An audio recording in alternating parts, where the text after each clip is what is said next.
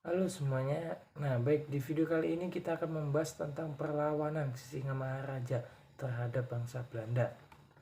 Nah, hal pokok yang membuat bangsa Sisingamaraja ini yang memicu untuk melakukan perlawanan terhadap bangsa Belanda ini adalah pasukan kolonial Belanda itu membawa sending atau misionaris, teman-teman. Nah, yang dimaksud dengan sending atau misionaris ini adalah orang yang mempunyai misi untuk menyebarkan kepercayaan atau agama, teman-teman. Para Sisingamaraja ini juga mempunyai strategi ketika ingin berperang. Nah, strateginya itu ada 9, teman-teman.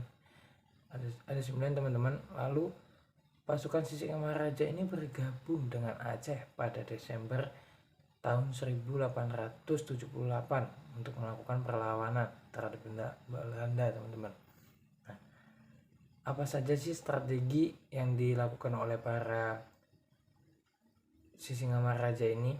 Nah, yang pertama itu melakukan kampanye keliling daerah yang bertujuan agar masyarakat Sisingamaraja ini tidak mudah percaya terhadap para sending, teman-teman.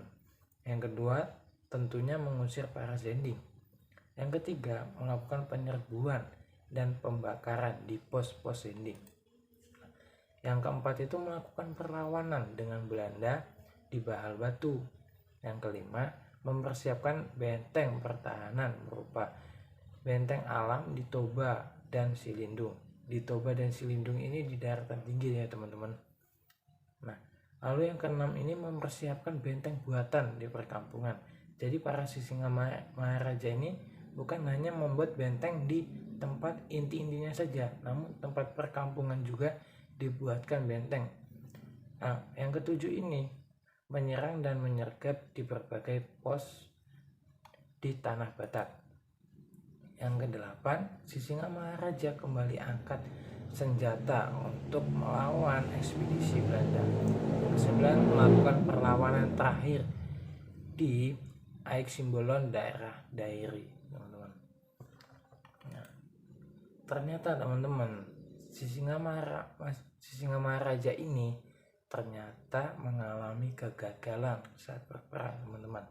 Apa sih yang membuat kegagalan sehingga para Sisingamaraja ini gagal untuk melawan bangsa Belanda? Nah, pada tahun 1900-an kekuatan serang kerajaan Sisingamaraja mulai menyusut, ditambah Belanda melakukan pengepungan dan pembakaran di sekitar perkampungan. Nah, jadi para Belanda, teman-teman, pasukan Belanda itu berhasil menangkap istri Raja Sisingamaraja.